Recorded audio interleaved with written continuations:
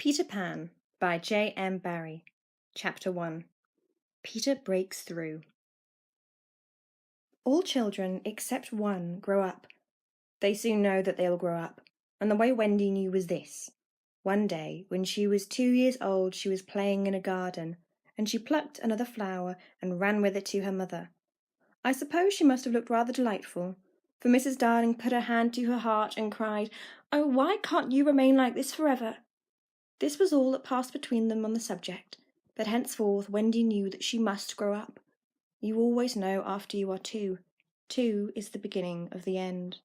Of course they lived at 14, and until Wendy came, her mother was the chief one. She was a lovely lady, with a romantic mind and such a sweet mocking mouth. Her romantic mind was like the tiny boxes, one within the other, that come from the puzzling East. However many you discover, there is always one more. Her sweet, mocking mouth had one kiss on it that Wendy could never get, though there it was, perfectly conspicuous in the right-hand corner. The way Mr. Darling won her was this. The many gentlemen who had been boys when she was a girl discovered simultaneously that they loved her, and they all ran to her house to propose to her except Mr. Darling, who took a cab and nipped in first, and so he got her. He got all of her, except the innermost box and the kiss. He never knew about the box, and in time gave up trying for the kiss. Wendy thought Napoleon could have got it, but I can picture him trying, and then going off in a passion, slamming the door. Mr. Darling used to boast to Wendy that her mother not only loved him, but respected him. He was one of those deep ones who know about stocks and shares. Of course, no one really knows, but he quite seemed to know, and he often said stocks were up and shares were down, in a way that would have made any woman respect him. Mrs. Darling was married in white, and at first she kept the books perfectly, almost gleefully, as if it were a game, not so much as a Brussels sprout was missing. But by and by whole cauliflowers dropped out, and instead of them there were pictures of babies without faces. She drew them when she should have been totting up. They were Mrs. Darling's guesses. Wendy came first, then John, then Michael. For a week or 2 after Wendy came, it was doubtful whether they would be able to keep her, as she was another mouth to feed. Mr. Darling was frightfully proud of her, but he was very honourable, and he sat on the edge of Mrs. Darling's bed, holding her and calculating expenses while she looked at him imploringly. She wanted to risk it, come what might, but that was not his way. His way was with a pencil and a piece of paper, and if she confused him with suggestions, he had to begin at the beginning again. "Now don't interrupt," he would beg her. "I have £1.17 here, and 2 and 6 at the office. I can cut off my coffee at the office, say 10 shillings, making 2, 9, and 6. With your 18 and 3 makes 397, with 500 in my checkbook. That makes 897. Who is that moving? 897, dot and carry 7. Don't speak, my own. And the £1 you lent to that man who came to the door. Quiet, child. Dot and carry child. There, you've done it. Did I say 997? Yes, I said 997. The question is, can we try it for a year on 997? Of course we can, George, she cried. But she was prejudiced in Wendy's favour, and he was really the grander character of the two. "Remember mumps," he warned her, almost threateningly, and off he went again. "Mumps, £1, that is what I've put down, but I dare say it will be more like 30 shillings. Don't speak. Measles, 1.5. German measles, half a guinea, makes 2.15. 6. Don't waggle your finger. Whooping cough, say 15 shillings, and so on it went. And he added up differently each time. But at last Wendy just got through, with mumps reduced to 12.6, and the 2 kinds of measles treated as one. There was the same excitement over John, and Michael had an even narrower squeak, but both were kept, and soon you might have seen the 3 of them going in a row to Miss Folsom's kindergarten school, accompanied by their nurse. Mrs. Darling loved to have everything just so, and Mr. Darling had a passion for being exactly like his neighbours, so of course they had a nurse. As they were poor, owing to the amount of milk the children drank, this nurse was a prim Newfoundland dog called Nana, who had belonged to no one in particular until the Darlings engaged her. She'd always thought children important, however, and the Darlings had become acquainted with her in Kensington Gardens, where she spent most of her time peeping into perambulators and was much hated by careless nursemaids, whom she followed to their homes and complained of to their mistresses. She proved to be quite a treasure of a nurse. How thorough she was at bath time, and up at any moment of the night if one of her charges made the slightest cry. Of course, her kennel was in the nursery. She had a genius for knowing when a cough is a thing to have no patience with, and when it needs stocking round your throat. She believed to her last day in old-fashioned remedies like rhubarb leaf, and made a sound of contempt over all this newfangled talk about germs and so on. It was a lesson in propriety to see her escorting the children to school, walking sedately by their side when they were well behaved, and butting them back into the line if they strayed. On John's footer days she never once forgot a sweater, and she usually carried an umbrella in her mouth in case of rain. There is a room in the basement of Miss Folsom's school where the nurses wait. They sat on forms while Nana lay on the floor, but that was the only difference. They affected to ignore her as an inferior social status to themselves, and she despised their light talk. She resented visits to the nursery from Mrs. Darling's friends, but if they did come, she first whipped off Michael's pinafore and put him in the one with the blue braiding, and smoothed out Wendy and made a dash at John's hair. No nursery could possibly have been conducted more correctly, and Mr. Darling knew it.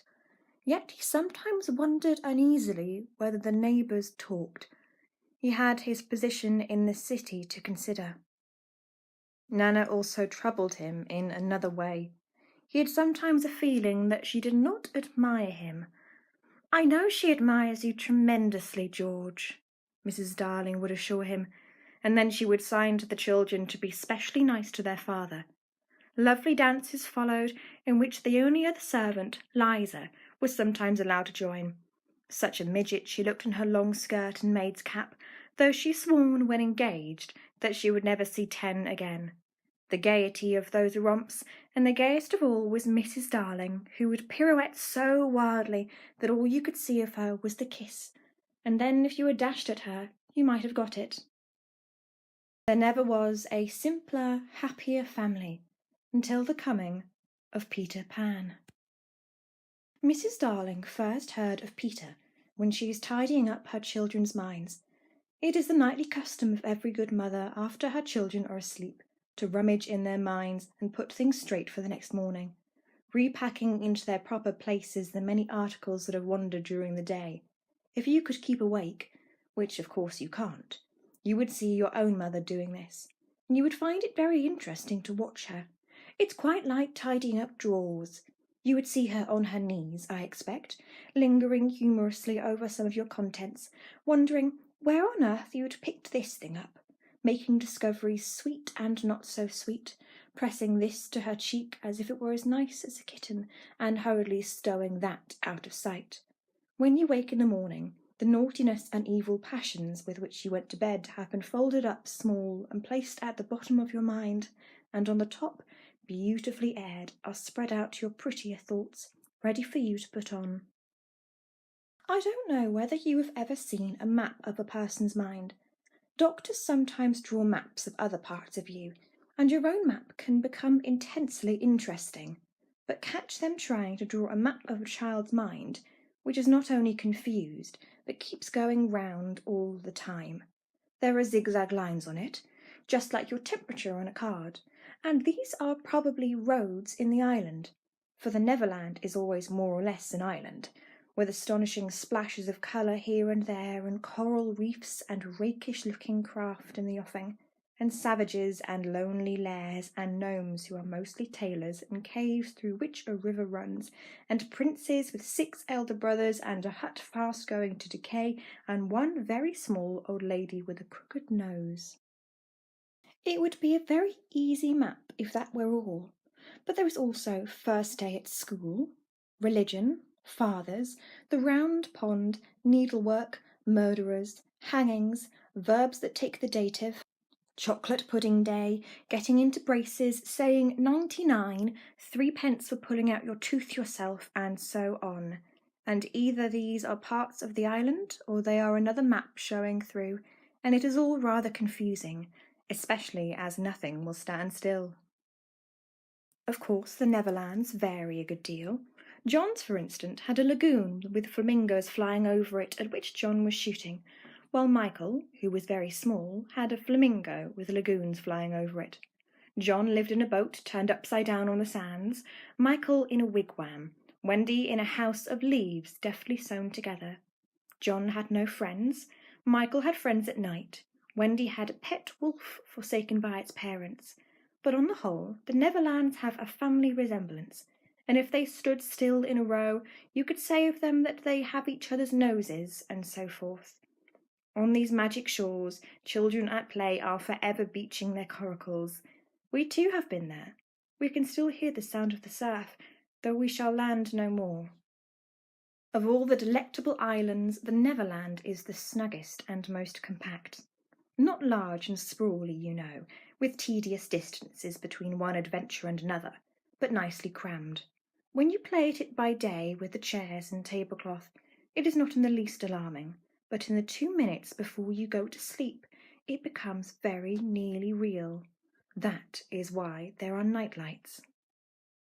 Occasionally in her travels through her children's minds, Mrs. Darling found things she could not understand, and of these, quite the most perplexing was the word Peter. She knew of no Peter, and yet here he was, here and there in John and Michael's minds, while Wendy's began to be scrawled all over with him. The name stood out in bolder letters than any of the other words, and Mrs. Darling gazed at it and felt that it had an oddly cocky appearance. "Yes, he is rather cocky," Wendy admitted with regret. Her mother had been questioning her. "But who is he, my pet?" "He is Peter Pan, you know, Mother." At first Mrs. Darling did not know, but after thinking back into her childhood, she just remembered a Peter Pan who was said to live with the fairies.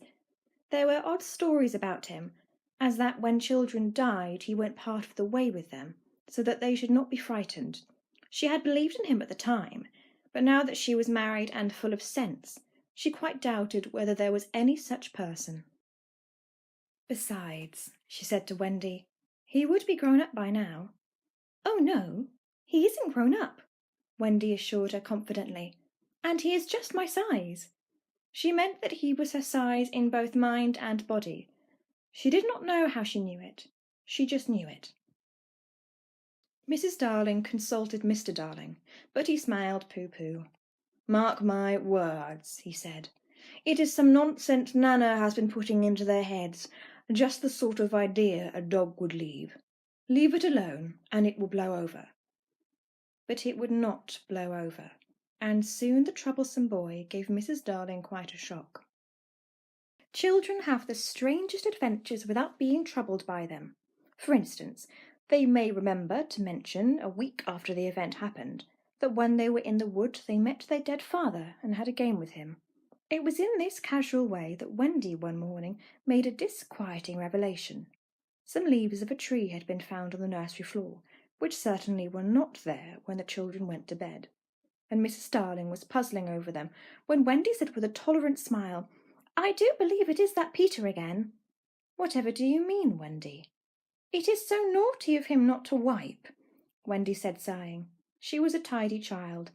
She explained in quite a matter-of-fact way that she thought Peter sometimes came to the nursery in the night and sat on the foot of her bed and played on his pipes to her. Unfortunately, she never awoke. So she didn't know how she knew. She just knew it. "What nonsense you talk, Precious. No one can get into the house without knocking." "I think he comes in by the window," she said. "My love, it is 3 floors up. Were not the leaves at the foot of the window, Mother?" It was quite true. The leaves had been found very near the window. Mrs. Darling did not know what to think, for it all seemed so natural to Wendy that you could not dismiss it by saying she'd been dreaming. "My child," the mother cried, "why did you not tell me this before?" "I forgot," said Wendy lightly. She was in a hurry to get her breakfast. Oh, surely she must have been dreaming. But on the other hand, there were the leaves. Mrs. Darling examined them carefully. They were skeleton leaves, but she was sure they did not come from any tree that grew in England. She crawled about on the floor, peering at it with a candle for marks of a strange foot. She rattled the poker up the chimney and tapped the walls. She let down a tape from the window to the pavement, and it was a sheer drop of 30 feet, without so much as a spout to climb up by. Certainly Wendy had been dreaming. But Wendy had not been dreaming, as the very next night showed, the night on which the extraordinary adventures of these children may be said to have begun. On the night we speak of, all the children were once more in bed. It happened to be Nana's evening off, and Mrs. Darling had bathed and sung to them till one by one they had let go her hand and slid away into the land of sleep. All were looking so safe and cosy that she smiled at her fears now and sat down tranquilly by the fire to sew. It was something for Michael, who on his birthday was getting into shirts. The fire was warm, however, and the nursery dimly lit by 3 night lights, and presently the sewing lay on Mrs. Darling's lap. Then her head nodded oh so gracefully. She was asleep. Look at the 4 of them. Wendy and Michael over there, John here, and Mrs. Darling by the fire. There should have been a 4th night light. While she slept, she had a dream. She dreamt that the Neverland had come too near, and that a strange boy had broken through from it. He did not alarm her, for she thought she had seen him before in the faces of many women who have no children. Perhaps he is to be found in the faces of some mothers also. But in her dream he had rent the film that obscures the Neverland, and she saw Wendy and John and Michael peeping through the gap. The dream by itself would have been a trifle, but while she was dreaming the window of the nursery blew open, and a boy did drop to the floor. He was accompanied by a strange light, no bigger than your fist, which darted about the room like a living thing, and I think it must have been this light that wakened Mrs. Darling. She started up with a cry, and saw the boy, and somehow knew at once that he was Peter Pan. If you or I or Wendy had been there, we should have seen that he was very much like Mrs. Darling's kiss. He was a lovely boy, clad in skeleton leaves and the juices that ooze out of trees, but the most entrancing thing about him was that he had all his first teeth. When he saw that she was a grown-up, he gnashed the little pearls at her.